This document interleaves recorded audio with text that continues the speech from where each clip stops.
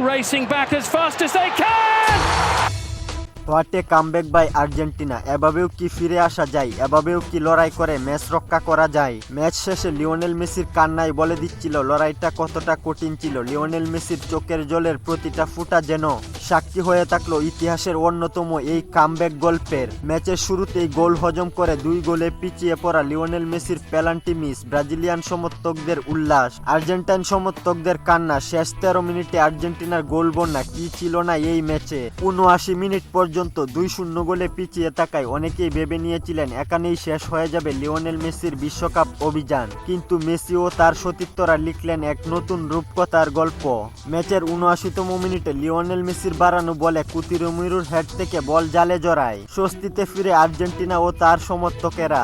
রূপকথার গল্প লেখা তখনও শুরু হয়নি, কারণ তখনও 1 গোলে পিছিয়ে ছিল আর্জেন্টিনা। কিন্তু হাল ছাড়েনি লিওনেল মেসির দল। শরীরের সবটুকু শক্তি দিয়ে চেষ্টা করছিল তারা।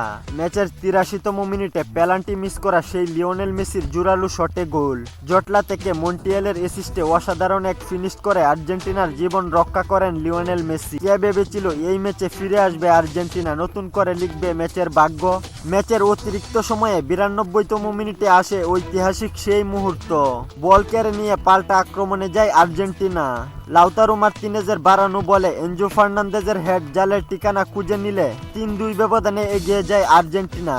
এরপরে আর ম্যাচে ফিরতে পারেনি প্রথমার্ধে চমক দেখানো মুহাম্মদ সালার মিশর। শেষ বাঁশি বাজতেই আনন্দে ভেঙে পড়েন আর্জেন্টিনার খেলোয়াড়েরা।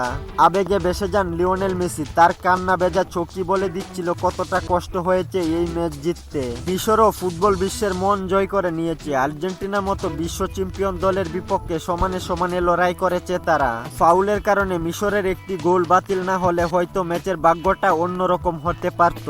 ভিউয়ার্স, আপনাদের কাছে আজকের ম্যাচের সেরা মুহূর্ত কোনটি? কমেন্ট করে জানিয়ে দিন আপনার মতামত।